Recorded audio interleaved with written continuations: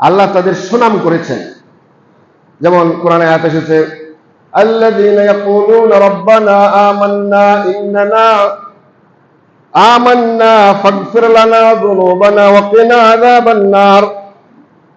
যারা বলে রব্বুল আলামিন আমরা ঈমান এনেছি, ফাগফির লানা যুনুবানা, যেহেতু ঈমান এনেছি এখন আমাদের পাপগুলো মাফ করে দাও। আগে যেগুলো পাপ করেছি আল্লাহ ভুল হয়ে গেছে, এগুলো মাফ করো। ফাগফির লানা যুনুবানা, আমাদের পাপগুলি অপরাধগুলি মাফ করে দাও। ওয়া কিনা আযাবান নার, আর যেহেতু জান্নাত চাই তো জাহান্নামের শাস্তি থেকে বাঁচাও, জাহান্নামে দিও না। হ্যাঁ, জাহান্নামে দিও না। যারা এই দোয়া পাঠ করে, কোনটা? রাব্বানা আমান্না ফাগফির লানা যুনুবানা ওয়া কিনা আযাবান নার, এই দোয়াটা বলে। আর কি করে? আস-সাবিরিন ওয়াস-সাদিকিন, ধৈর্য ধারণ করে, ওয়াস-সাদিকিন, আর সাদকা করে, সত্য সত্য কথা বলে, ওয়াল কানিতিন, আর কি করে? দীর্ঘক্ষণ ধরে আল্লাহর ইবাদত করে, দাঁড়িয়ে দাঁড়িয়ে আল্লাহর দাসত্ব, সালাত, কিয়ামুল লাইল, তাহাজ্জুদ, সালাত, নফল নামাজ বেশি বেশি আল্লাহর কাছে আদায় করে, দীর্ঘক্ষণ ধরে কিয়াম করে। ওয়াল মুনফিকিন, আর কি করে? আল্লাহর পথে ব্যয় করে। আর কি করে? ওয়াল মুস্তাগফিরিন, আর ইস্তিগফার করে। যারা ইস্তিগফার করে কখন? বিল আসহার, প্রত্যুষে, রাত্রির শেষ অংশে যারা ইস্তিগফার করে, যারা ইস্তিগফার করে তারা হচ্ছেন ভালো মানুষ। এখন বলেন তো, আমরা রাব্বানা ইন্নানা আমান্না ফাগফির লানা যুনুবানা ওয়া কিনা আযাবান নার, এটা কি বলি? কখন বলি?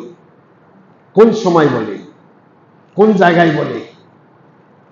এই তখন আমার সেই 2007 সালে ফিরে যাওয়া লাগতেছে। এখন 7 সালে 8 সালে যে দুবার যে আমরা বাস করেছি, মুনাজারা করেছি, বক্তব্য দিয়েছি, ওইটা যাওয়া লাগে। এটা একটা দোয়া না? রাব্বানা ইন্নানা আমান্না ফাগফির লানা যুনুবানা ওয়া কিনা আযাবান নার, এটা দোয়া না? এটা তো দোয়া। এখন এই দোয়া কখন করব? সালাম ফিরে হাত তুলে নাকি? এটা কথা কইছে। চলতে ফিরতে, উঠতে বসতে, রাস্তায় পথে ঘাটে শয়নে, যেখানে থাকবেন সেখানেই এটা বলবেন, ওই জায়গাতেই বলবেন। এখন ইমাম সাহেব যদি নামাজের পরে হাত তুলে বলে তাহলে এটা বলা হলো, আর না হলে তো মুসল্লি জীবনে বলবে না। তাই কি? সবার বুঝতে দিই। এখন কখন বলতে হবে? সব সময়।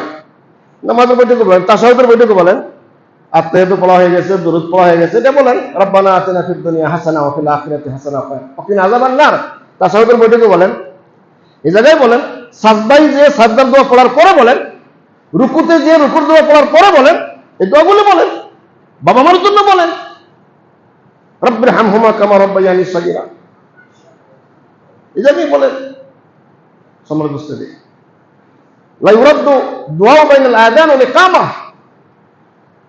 এই হাদিসটা তো সব হুজুররাই জানে যে আযান দেওয়ার পরে ইকামতের মাঝখানে আগে দোয়া আল্লাহ ফেরত দেয় না, ওই দোয়া কবুল হবেই হবে। লা ইউরাদ্দু দুআ বাইনাল আযান ওয়াল ইকামা, আযান আর ইকামতের মাঝখানের দোয়া আল্লাহ কবুল করবেন।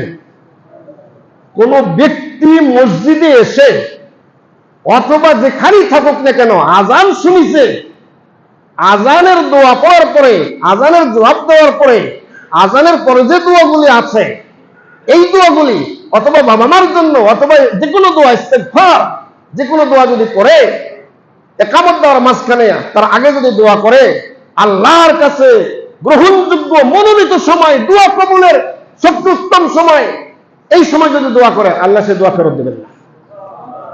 কিন্তু এই দোয়াকে আমরা করি, ওরা কি জামাত করে হয় আযান ইকামতের মাঝখানে, যে হুজুর একটু দাঁড়ান তো, সবাই মিলে একটু দোয়া করি, হাত তুলে মুনাজাত করি, কেউ কোনোদিন করেছে দেখছেন? এখানে গ্যারান্টি আছে। এই জায়গায় হাত তোলার জন্য হুজুর দেখা হয় না, কোনোদিন জামাত হয় নাই। যেখানে দোয়া কবুলের সর্বোত্তম সময়, সে জায়গায় কাজ হয় না, আর ওখানে একা একাই করতে হয়। যাই হোক, সম্মান বুঝতে দিই।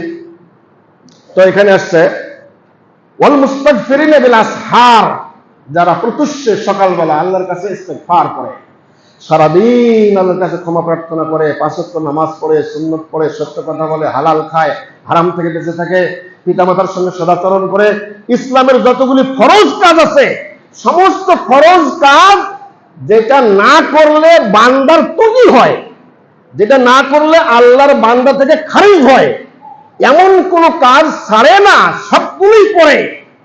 আর এই ব্যক্তি দোয়া করতে করতে শেষ রাতে আল্লাহর কাছে দোয়া করে, আল্লাহর কাছে দোয়া করে, ওই ব্যক্তির আল্লাহ প্রশংসা করেছেন যে এটা হলো কি মুস্তাগফিরিন বিল আসহার, সকাল প্রত্যুষে শেষ রাত্রিতে যারা আল্লাহর কাছে কি করে দোয়া করে তাদের আল্লাহ প্রশংসা করেছেন। তার মানে ইস্তেগফারের একটা সবচেয়ে অন্তিম মুহূর্ত দোয়া, ইস্তেগফার কবুলের সময় হচ্ছে শেষ রাতে। কিন্তু আমরা কেন এটা করবো ভাই? আমরা তো 5 ওয়াক্ত নামাজটাই পড়ি না। কি কামে আমি শেষ রাতে দোয়া করতে যাব? কি জন্য আমি শেষ রাতে উঠে ওযু করবো, নামাজ পড়বো, আল্লাহর কাছে দোয়া করবো? আরে ভাই, জহরের সময় জহর পড়ি না, আসরের সময় আসর পড়ি না, মাগরিবের টাইম মাগরিব পড়ি না, এশার সময় এশা পড়ি না, ফজরের নামাজটাও পড়ি না, আর শেষ রাতে উঠে এত কষ্ট করতে যাবে কেউ যে 5 ওয়াক্ত নামাজ পড়ে না? কিন্তু আল্লাহ রাব্বুল আলামিন বলতেছেন, না, তুমি যদি আল্লাহর বান্দা হতে চাও, দুনিয়াতে আখিরাতে শান্তি পেতে চাও, তাহলে সবসময় ইস্তেগফার করো, যখন তখন করো, আর সবচেয়ে উত্তম হচ্ছে রাতের শেষাংশে ইস্তেগফার করো।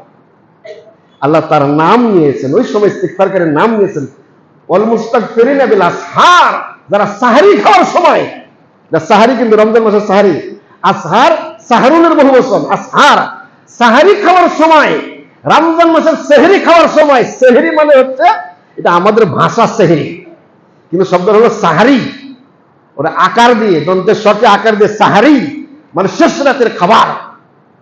ওই শেষ রাতের খাবারের সময় মানে শেষ রাতে ফজরের আজানের আগে শেষ রাতে শেষ অংশে যেই ব্যক্তি কি করে তাহাজ্জুদের সালাত পড়ে, ওই সময় আল্লাহর কাছে ক্ষমা প্রার্থনা করে, এই লোকটা ভালো, আল্লাহ রাব্বুল আলামিন তার প্রশংসা করেছেন। সমাজ বুঝতে, আল্লাহ তাআলা আনাস বিন মালিক বলেন, আমারানা আন নাস্তাগফিরা বিস সাহুরি 70 ইস্তিগফারাতান। আল্লাহ রাব্বুল আলামিন আমাদেরকে সাহারি খাওয়ার সময় মানে প্রত্যুষে ইস্তেগফার করতে নির্দেশ করেছেন।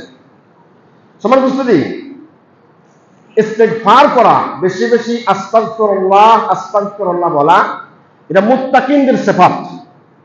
যারা মুত্তাকি, আল্লাহর কাছে যারা বিশেষ ব্যক্তি, যারা ভিআইপি লোক, আল্লাহর কিছু ভিআইপি মানুষ আছে, তাদের নাম হলো মুত্তাকি। এটি ইংরেজি ভিআইপি বলি না, এই ভিআইপি মানে ভেরি ভেরি ইম্পর্টেন্ট পার্সন, তাই না? মানে বিশেষ ব্যক্তি। সরকারের ভিআইপি আছে, হ্যাঁ, তো ভিআইপি নাগরিক হয়, মানে বিশেষ ব্যক্তি, বিশেষ পাওয়ারফুল ব্যক্তি, বিশেষ ক্ষমতা সম্পন্ন ব্যক্তি, ভিআইপি। তো আল্লাহর ভিআইপি বান্দাগুলোর নাম হলো মুত্তাকি। আর ইস্তেগফার যারা করে তারা আল্লাহর মুত্তাকি ভিআইপি বান্দা হয়ে যায়। বুঝতে পেরেছেন? হ্যাঁ, যেমন আল্লাহ রাব্বুল আলামিন বলেন, ওয়াসারিউ ইলা মাগফিরাতিন মির রাব্বিকুম, তোমরা তোমার রবের ক্ষমার দিকে প্রতিযোগিতা করো, রবের ক্ষমার কাজে প্রতিযোগিতা করো, যে কাজগুলি করলে ক্ষমা পাওয়া যায় সেই কাজগুলি বেশি বেশি করো। ওয়া জান্নাতিন আরদুহাস সামাওয়াতু ওয়াল আরদ, ওয়া জান্নাতিন আরদুহাস সামাওয়াতু ওয়াল আরদ, এবং সেই জান্নাত পাওয়ার জন্য প্রতিযোগিতা করো যে জান্নাতের প্রশস্ততা আসমান জমিন সমতুল্য হবে। একটা জান্নাত আল্লাহ আপনাকে দিবেন, ওই জান্নাতটা আসমান জমিন সমান হবে। তো বলেন তো, আপনি আবার বলবেন যে এত বড় জান্নাত আমি কি করব, তাই না? আপনি মুত্তাকি হয়ে মরে যান, আল্লাহ দিবেন, কি করবেন মানে ওইখানে গেলেই বুঝবেন। বুঝতে পারেন নাই? দুনিয়াতে তো কবরে কয়টুকু জায়গা লাগে? কবরে 3.5 হাত জায়গা হলে হয়, তাই না? এতটুকু হলে হয়। কিন্তু আপনার বাড়ি, হ্যাঁ, একটা ঘর 2 কাঠা 3 কাঠা 5 কাঠা 10 কাঠা 1 বিঘা 2 বিঘা মাঠে 1 একর 10 একর 15 একর 150 বিঘা 300 বিঘা জমি আপনার, এত কি করেন আপনি দুনিয়াতে? সুখ শান্তির জন্য না? সুখ শান্তির জন্য। তা আল্লাহ আপনাকে মৃত্যুর পরে মুত্তাকি হলে এত বড় জান্নাত দেবেন, ওখানে সুখ শান্তি হবে, আরামে থাকবেন, ঘুরবেন ফিরবেন, খাবেন, রিল্যাক্স করবেন, আনন্দ ফুর্তি করবেন, এত বড় জান্নাত আল্লাহ দিবেন। আল্লাহই বলতেছেন, ওয়া জান্নাতিন আরদুহাস সামাওয়াতু ওয়াল আরদ, আল্লাহ তোমাকে একটা জান্নাত দিবেন যেটা আসমান জমিন সমতুল্য, এত বড় জান্নাত আল্লাহ দিবেন। বুঝতে পেরেছেন? উইদ্দাত লিল মুত্তাকিন, এই এত বড় জান্নাত আল্লাহ মুত্তাকিনদের জন্য প্রস্তুত করে রেখেছেন। কার জন্য? মুত্তাকি ভিআইপি বান্দাদের জন্য রেখেছেন আল্লাহ। এরা এদের এই জান্নাতটা পাবে। কারা? কারা? যারা হচ্ছে আল্লাযীনা ইউনফিকুনা ফিস সাররা, যারা সচ্ছলতায় অসচ্ছলতায়, অর্থ সংকটে, অর্থের প্রাচুর্যতায়, অনেক টাকা পয়সা আছে তাও ব্যয় করে, পয়সা নাই তাও ব্যয় করে, সামান্য কিছু পয়সা আছে তাও ব্যয় করে, ফিস সাররাই ওয়াদ দাররা, কাঠিন্যতায় সহজতায়, অর্থের সচ্ছলতায় এবং সংকট অবস্থায় সবসময় ব্যয় করে। টাকা আছে তাও ব্যয় করে, নাই তাও কিছু দেয়। এইরকম গুণের যারা মানুষ। আর কারা? ওয়াল কাযিমিন আল গাইজ, যারা ক্রোধকে সম্বরণ করে, রাগকে সম্বরণ করে। এখন দেখেন তো সমাজে মারামারি লাগে, তর্ক বিতর্ক হলে কেউ চিমটি দিলে মুক্তি দেয়, হ্যাঁ, বাঁচের লাঠি নিলেও পিস্তল বের করে, পিস্তল বের করে কি করে? তরবারি বের করে। কেউ নিয়ে আসে বম নিয়ে আসে, কেউ কেউ ডাইরেক্ট জবাই করে। মানে ছোট থাকতে চাই না, রাগকে দমন করতে চাই না। জান্নাত পাবে ওই লোকগুলি যারা রাগকে দমন করে, কথা নম্র করে, আচরণ খারাপ করে না, ব্যবহার ভালো করে, মানুষ যদি জুলুমও করে তাও সহ্য করে না, আল্লাহ দেখে নেবে। এইরকম যারা স্বভাবের মানুষ তারাই হলো মুত্তাকি। ওয়াল আফিনা আনিন নাস, মানুষকে মাফ করে দেয়, মানুষের অপরাধকে ক্ষমা করে দেয়। আল্লাহু ইউহিব্বুল মুহসিনিন, আল্লাহ সৎকর্মকারীদের ভালোবাসেন। ওয়াল্লাযীনা ইযা ফাআলু ফাহিশা, ওই জান্নাত তাদের জন্য যারা পাপকর্ম করে, ফাহিশা গর্হিত কাজ করে, পাপকর্ম করে, আও যালামু আনফুসাহুম, অথবা আত্মার প্রতি জুলুম করে, যে কোনো পাপ করে আত্মার প্রতি জুলুম করেছে, এমন কাজ করে, যাকারুল্লাহ, আল্লাহকে স্মরণ করে, আল্লাহ আমি অপরাধী, ফাস্তাগফিরু লিযুনুবিহিম, তারা তাদের পাপের জন্য আল্লাহর কাছে ক্ষমা চায়। আল্লাহ সুদ খেয়েছি, ঘুষ খেয়েছি, আল্লাহ অমুক পাপ করেছি, অমুক অপরাধ করেছি, আল্লাহ তুমি মাফ করে দাও। আস্তাগফিরুল্লাহ ওয়া আতুবু ইলাইহি, এই দোয়া করে, পাপকে স্মরণ করে আল্লাহর কাছে ক্ষমা প্রার্থনা করে। ওয়ালাম ইউসিররু আলা মা ফাআলু, আর ওই পাপটা দ্বিতীয়বার করে না, ওই পাপের দিকে আর যায় না, ওই পাপ অব্যাহত রাখে না। ওয়াহুম ইয়ালামুন, তারা জানে। তো এই পাপ তারা আর করে না, তাদের জন্য কি? ওই জান্নাতটা, আসমান জমিন সমতুল্য জান্নাত। তাহলে কি কি কাজ? কাজগুলো কি কি? কাজ হলো, কাজগুলি হচ্ছে কি করে? ইনফিকুনা ফিস সাররা ওয়াদ দাররা, সচ্ছলতায় অসচ্ছলতায়, টাকা আছে আর নাই উভয় অবস্থাতে দান করে। আর কি করে? রাগ সম্বরণ করে, মানুষকে মাফ করে, সৎকর্ম সম্পাদন করে, পাপ করলে পাপের জন্য আল্লাহর কাছে ক্ষমা প্রার্থনা করে, পাপের কাজ আর দ্বিতীয়বার করে না, তারাই হচ্ছে কি? মুত্তাকি বান্দা, তাদের জন্য ওই জান্নাত। সমান বুঝতে। ইমাম কুরতুবী বলেন কালা উলামাও না, ইমাম কুরতুবী সে আগের যুগের, বহু আগের যুগের, তাবেঈদের পরে মুহাদ্দিসিনদের যুগের, তিনি বলতেছেন যে আম্মা মান কালা বিলিসানিহি আস্তাগফিরুল্লাহ ওয়া কলবুহু মুসিররুন আলা মাসিয়াতিহি ফাইস্তিগফারুহু ইয়াহতাজু ইলা ইস্তিগফারে, যে ব্যক্তি আস্তাগফিরুল্লাহ বলেছে কিন্তু সে পাপের উপরে চলমান আছে, তাহলে এই ইস্তিগফার তার লাভ হবে না, তাকে ভালো করে পাপ থেকে ফিরে এসে নতুন করে সুন্দর করে ইস্তিগফার করতে হবে। সমান বুঝতে। ইমাম কুরতুবী আরো বলেন, হাসান বসরি বলেন ইস্তিগফারু লা ইয়াহতাজু ইলা ইস্তিগফারিন, বর্তমান যুগের ইস্তিগফার এটা যথেষ্ট নয়, এটা ভালো করে ইস্তিগফারের বিধান অনুযায়ী ইস্তিগফার করা দরকার। ইয়াহতাজ, এটা মুহতাজ ইলা ইস্তিগফারিন, ভালো করে ইস্তিগফারের প্রয়োজন। মানুষ যেভাবে ইস্তিগফার করতেছে এটা যথেষ্ট নয়, কোরআন হাদিসের নিয়ম অনুযায়ী ইস্তিগফার করতে হবে। কে বলছেন? হাসান বসরি বলতেছেন। কুরতুবী বলেন সে কালের মানুষের যদি এই অবস্থা হয়, তাহলে এ কালের মানুষের কি অবস্থা হবে? সেই কালের মানুষের যদি ইস্তেগফার হয়, যে তারা ইস্তেগফার করে সবাই তাদের ইস্তেগফার কবুল হয় না, তাহলে এই কালের মানুষের কি অবস্থা হবে? তাহলে কত সুন্দর করে আমাদের ইস্তেগফার করা লাগবে, বুঝতে পারেন নাই? সমাজ বুঝতে দিই। ইস্তেগফার কি করে? ইস্তেগফার মানুষের পাপকে মোচন করে দেয়। ইস্তেগফার করলে পাপ মাফ হয়ে যায়। যেমন আল্লাহ রাব্বুল আলামিন বলেন, মাইয়া আমাল সুআন আও ইয়াজলিম নাফসাহ, যে ব্যক্তি খারাপ কর্ম করেছে অথবা আত্মার প্রতি জুলুম করেছে, পাপ কর্ম করেছে, অপরাধ করেছে, সুম্মা আস্তাগফিরুল্লাহ, অথবা আল্লাহর কাছে ক্ষমা প্রার্থনা করেছে, আস্তাগফিরুল্লাহ বলেছে, ওয়া আতুবু ইলাইহি বলেছে, ইয়াজিদিল্লাহ গফুরার রহিমা, আল্লাহ রাব্বুল আলামিনকে পাবে। যে ব্যক্তি অপরাধ করার পরে আল্লাহর কাছে ইস্তেগফার করেছে, আল্লাহকে সে ক্ষমাশীল, দয়াশীল হিসেবে পাবে। আল্লাহ তাকে নিরাশ করবেন না, তাকে মাফ করে দেবেন। আলহামদুলিল্লাহ। সম্মানিত উপস্থিতি, তাহলে ইস্তেগফারের সম্পর্কে আল্লাহ রাব্বুল আলামিন অনেক বিধান জারি করেছেন, কোরআন থেকে প্রমাণ পাওয়া যাচ্ছে। এই যে আজকে দেখেন খরা, অনাবৃষ্টি, প্রখর রৌদ্র, এটা কিন্তু আযাব। এটা আযাব। আযাব কাকে বলে? আযাব হচ্ছে বান্দার প্রয়োজনে, বান্দার কল্যাণের জন্য যেই নিয়ামত যতটুকু দরকার, বান্দার কল্যাণে প্রয়োজনে যেই নিয়ামতটুকু যতটুকু প্রয়োজন ততটুকু না দিয়ে কমতি করে দেওয়া আযাব, বেশি করে দেওয়া আযাব। রোদ যেই পরিমাণ দরকার সেই পরিমাণ না দিয়ে বেশি দিলেন আযাব। আবার রোদ যেই পরিমাণ দরকার সেই পরিমাণ দিলেন একবারে নাই, ওটাও আযাব। বাতাস যেই পরিমাণ দরকার সেই পরিমাণ না দিয়ে খুব বেশি করে দিয়ে দিলেন, একবার কি হয়ে গেল? সাইক্লোন হয়ে গেল, বুঝলেন? কি হয়ে গেল? তুফান হয়ে গেল, ঘর বাড়ি কিন্তু উড়ে চলে গেল, এটা আযাব।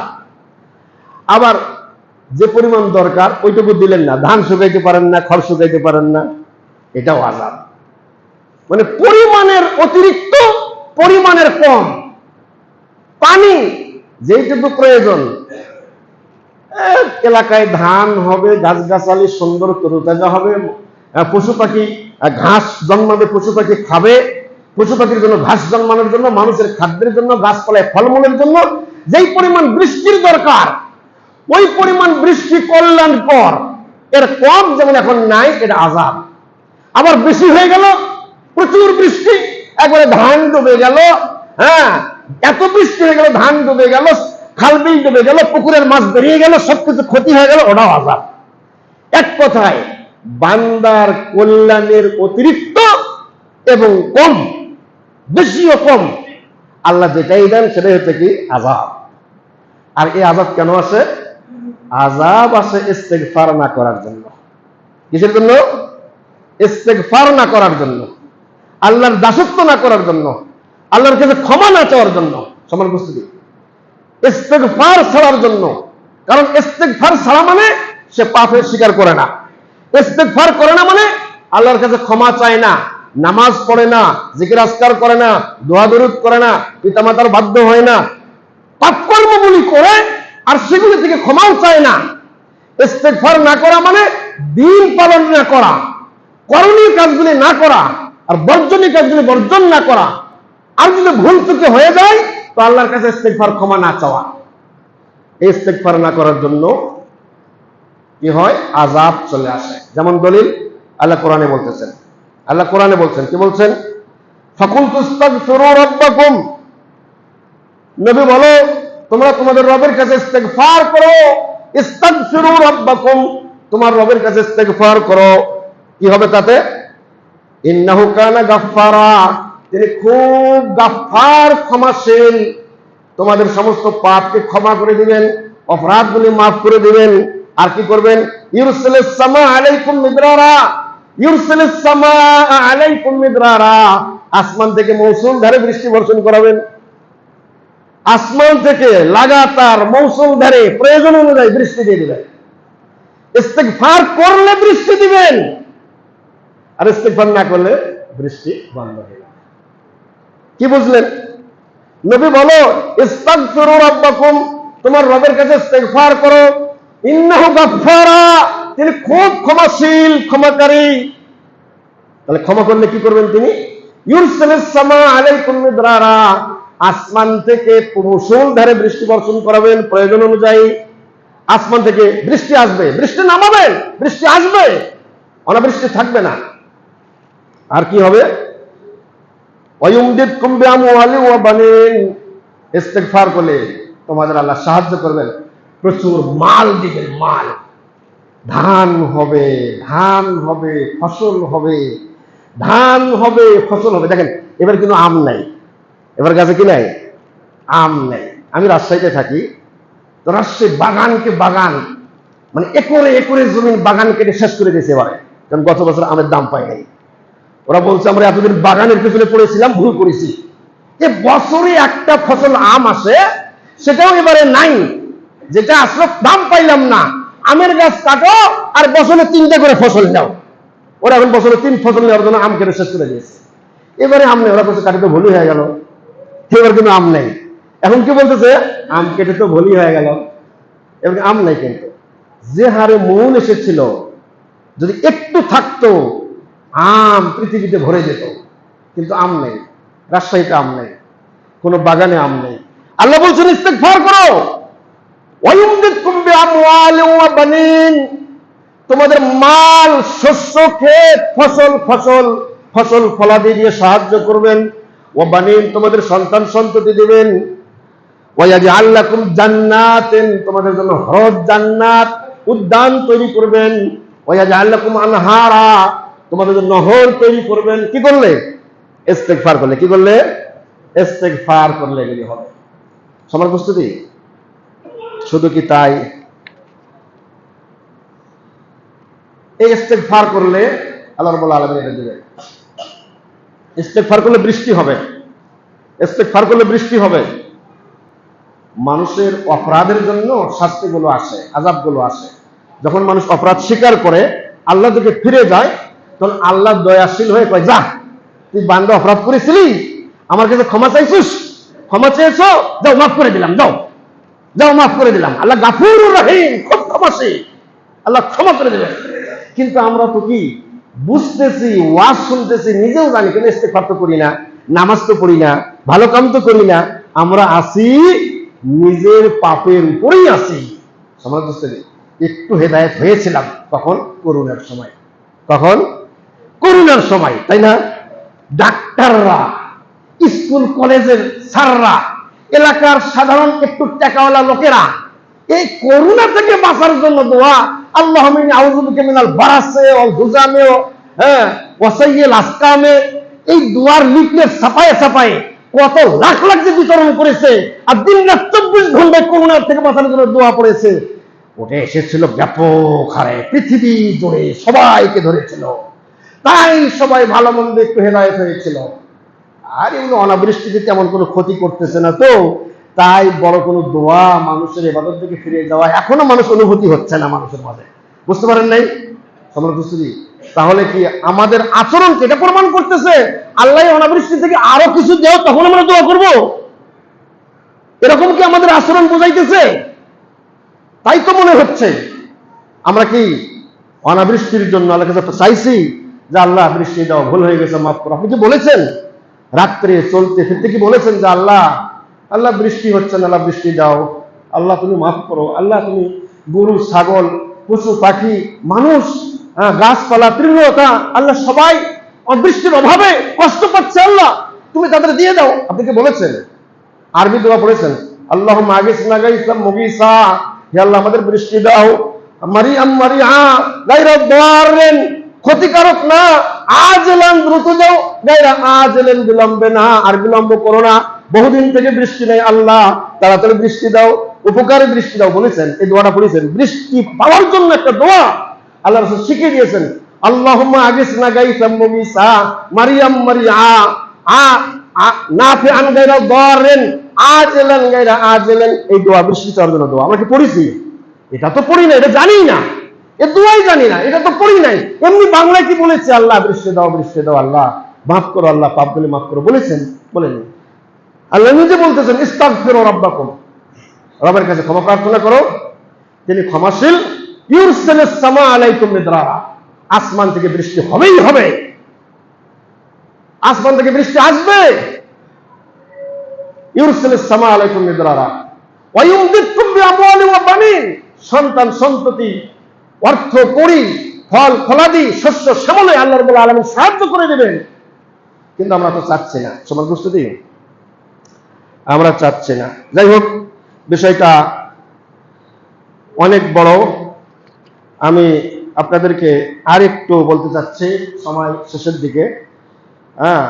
ইস্তেগফার, সমস্ত নবীর ইস্তেগফার করেছেন। নবিউল্লাহ আদম আলাইহিস সালাম ইস্তেগফার করেছেন।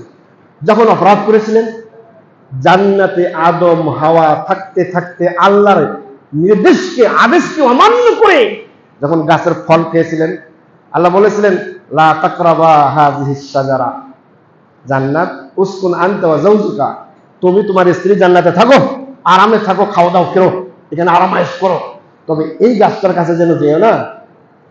তো গাছের ফল খেলো, অপরাধ হয়ে গেল, আল্লাহর বিধান মানলেন না। তো বহুদিন এই অপরাধ নিয়ে থাকলেন। আল্লাহ শেষে শিখিয়ে দিলেন, অপরাধ থেকে মুক্তি পাওয়ার উপায় শিখিয়ে দিলেন, কয়েকটা কথা শিখিয়ে দিলেন। সে কথাটা কি? তোমরা এটা পড়ো, রব্বানা যালামনা আনফুসানা ওয়া ইল্লাম তাগফির লানা, রব্বুল আলামিন, আমরা জুলুম করেছি, আমাদের আত্মার উপর জুলুম করে ফেলেছি, তোমার নির্দেশ মানি নাই, এটা অন্যায় হয়ে গেছে। ইল্লাম তাগফির লানা, তুমি যদি এই অন্যায়কে ক্ষমা না করো, ও তার হামনা, আর রহম যদি আমাদের প্রতি না করো, লানাকুনান্না মিনাল খাসিরিন, তাহলে আমরা ক্ষতিগ্রস্তই হয়ে থাকবো, ক্ষতিগ্রস্ত বান্দার মধ্যেই থেকে যাব, আমরা ক্ষতিগ্রস্ত মানুষই থেকে যাব। সুতরাং আল্লাহ ক্ষতিগ্রস্ত রাখেন না, মাফ করে দেন। এইটা বলার পরে আদম হাওয়াকে আল্লাহ মাফ করে দিয়েছেন, ইস্তেগফার করেছেন।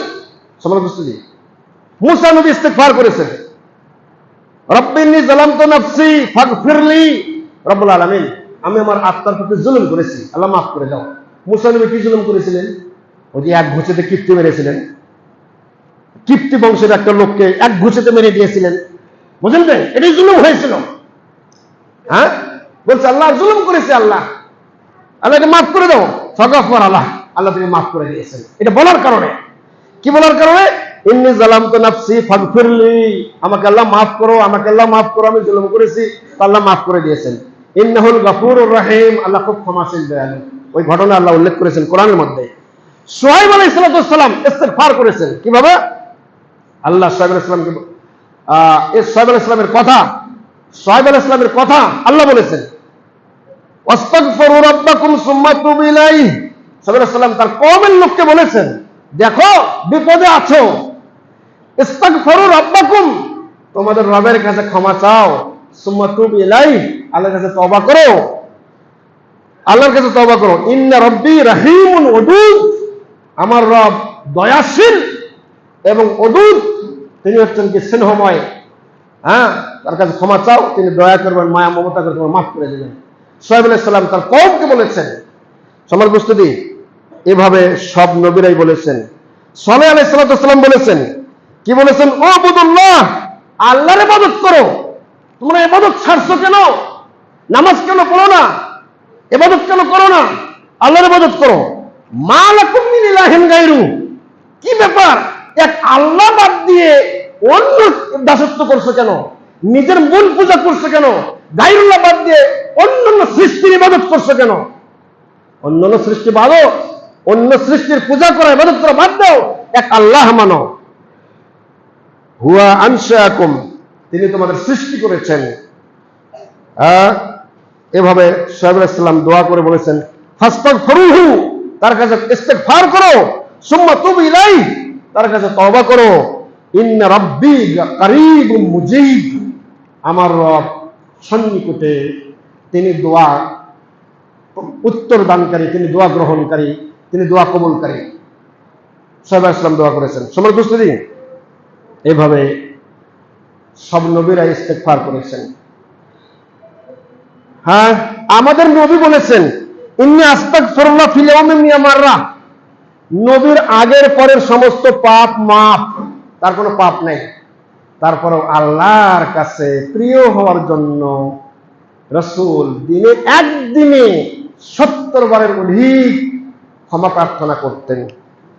আল্লাহ রাসূল আবু হুরায়রা বলেন, আমি রাসূলকে বলতে শুনেছি, রাসূল বলেন, ওয়াল্লাহি ইন্নী লা আস্তাগফিরুল্লাহ ওয়া আতুবু ইলাইহি, আল্লাহর কসম আমি নবী আমার আগের পরের সমস্ত গুনাহ মাফ, এরপরেও আমি আল্লাহর কাছে ক্ষমা প্রার্থনা করি আকসার মিন 70 মাররা, 70-এর অধিক আমি কি করি?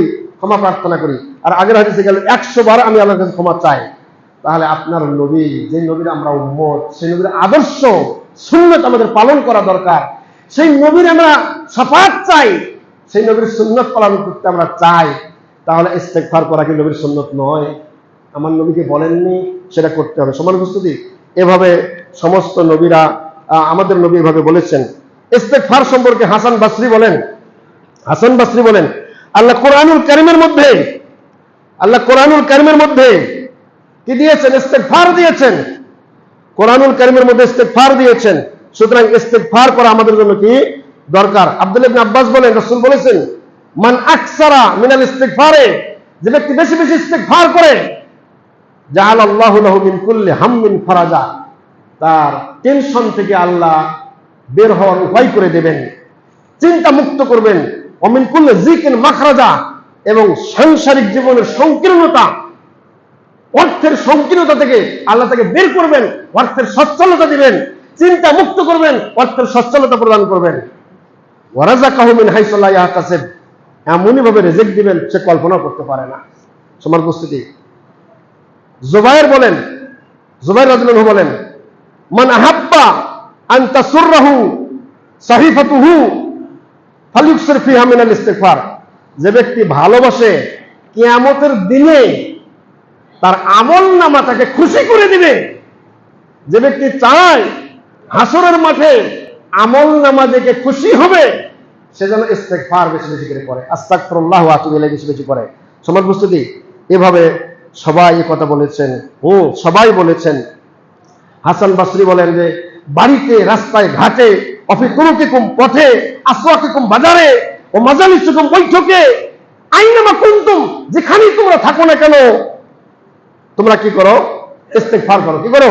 ইস্তেগফার করো, আস্তাগফিরুল্লাহ বলো, আস্তাগফিরুল্লাহ বলো। আবিল মিনহাল বলেন যে কবরে কোন ব্যক্তির উত্তম সঙ্গী ইস্তেগফারের সাথে আর কিছু নাই। ইস্তেগফার কবরে উত্তম সঙ্গী হয়ে তার সাথে থাকবে, আসবে। সম্মানিত উপস্থিতি, এভাবে সকলেই কথা বলেছেন। ইস্তেগফার কি? ইস্তেগফার হচ্ছে আস্তাগফিরুল্লাহাল্লাযী লা ইলাহা ইল্লা হুয়াল হাইয়ুল কাইয়্যুম, এটা একটা।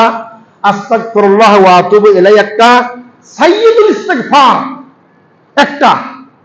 প্রতিদিন সকালে এবং সন্ধ্যায় কেউ যদি সাইয়্যিদুল ইস্তিগফার পড়ে, সেটা কি?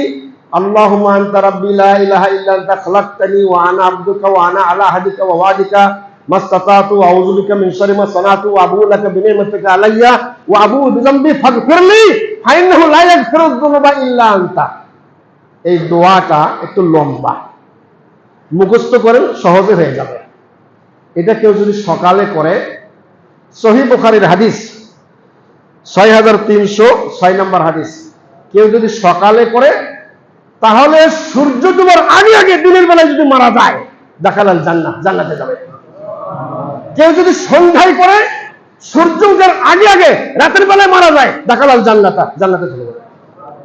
ইস্তেগফারের ক্ষমতা কতখানি, ইস্তেগফারের পাওয়ার কত! এই সাইয়্যিদুল ইস্তিগফার, যত ইস্তিগফারের দোয়া আছে সবচাইতে বড় দোয়া, সবচাইতে নেতা, লিডার ইস্তিগফার।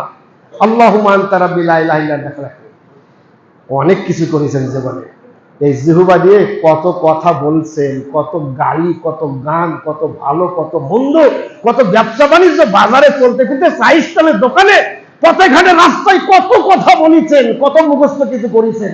এই দোয়াটা পারবেন না করতে? এটা মুখস্থ করতে পারবেন না? চেষ্টা করেন তো, আজকে শুরু করেন, আজ থেকে শুরু করেন, আজকে জুমার পর থেকে শুরু করেন। সাইয়্যিদুল ইস্তিগফার বই থেকে বের করবেন, দোয়ার বই থেকে বের করবেন, মুখস্থ করেন। যদি নাও পারেন, চেষ্টা করতে করতে মরে যান, তাও জান্নাতে যাবেন, তাও জান্নাতে যাবেন। বরং আপনার জন্য ডবল সওয়াব। সেটা কি? যারা মুখস্থ করেছে ওর জন্য একটা সওয়াব, আর যে মুখস্থ করার জন্য চেষ্টা করতে করতে মরে যায় ও মুখস্থ করার সওয়াব এবং চেষ্টা করার সওয়াব, ডবল সওয়াব। পারবেন না? সবার মুসলিম একটা আমল, ওয়াজ করবো না, শেষ হয়ে গেছে, শেষ করে দিছি।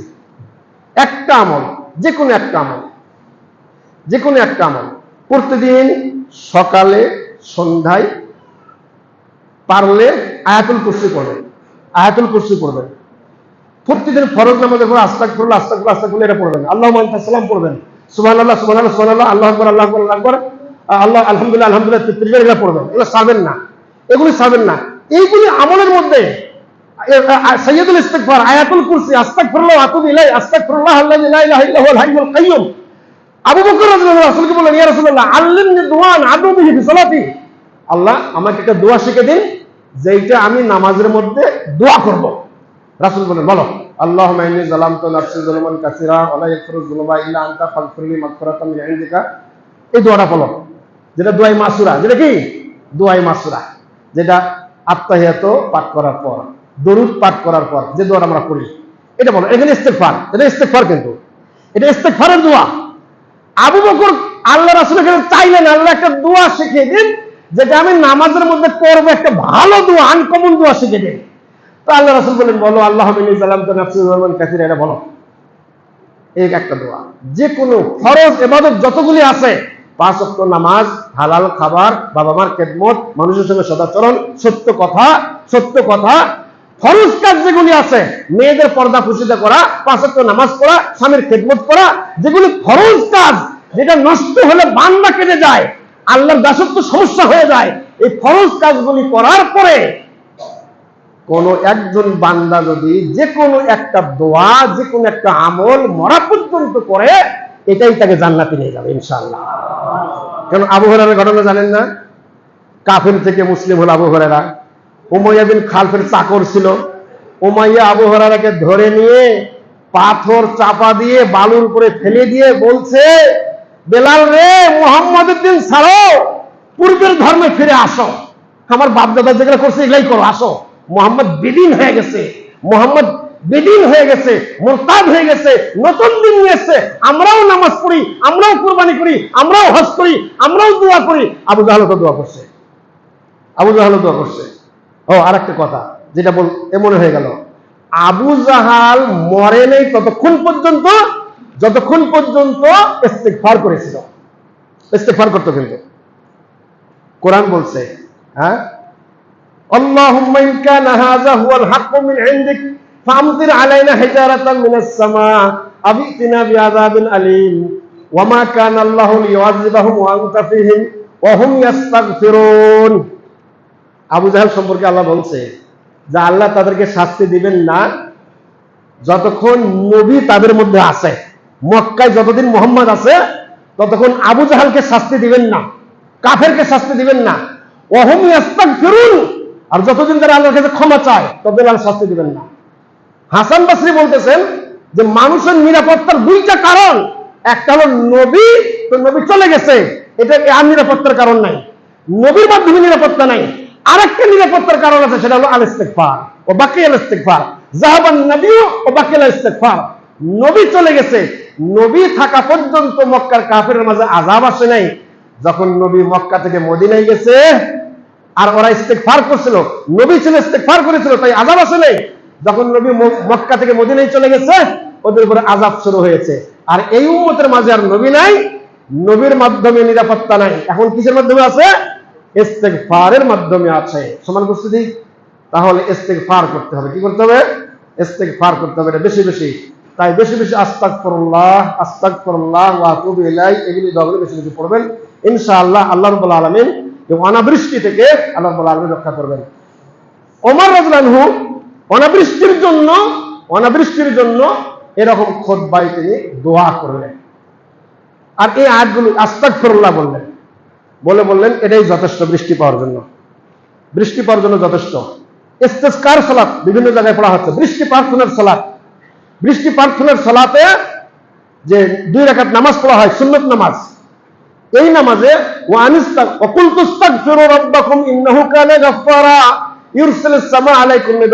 এই তিনটা আয়াত পড়াই যথেষ্ট। এই এক রাকাতে এই তিন আয়াত, আর এক রাকাতে আর কোন আয়াত পড়লে সর্বোত্তম ইস্তেসকার সালাত হয়ে যাবে, সর্বোত্তম ইস্তেসকার সালাত। সম্মানিত উপস্থিতি, তাহলে ইস্তেগফারের এই ফজিলত আপনারা ইস্তেগফার করবেন, ইনশাআল্লাহ আল্লাহ রাব্বুল আলামিন আমাদের সমস্ত সমস্যা সমাধান করে দেবেন ইনশাআল্লাহ। ধন সম্পদে, সন্তান সন্ততিতে, রিজিকে, দুনিয়ায় সুখ শান্তিতে, মৃত্যুর পরে জান্নাতের ব্যবস্থা আল্লাহ রাব্বুল আলামিন করবেন ইস্তেগফারের মাধ্যমে। আল্লাহ আমাদের সকলকে সবাইকে ইস্তেগফারের গুরুত্ব মাহাত্ম্য বুঝে সেটাকে সাহাবীদের মতো আমল করার তৌফিক দান করুন। আল্লাহুম্মা আমিন।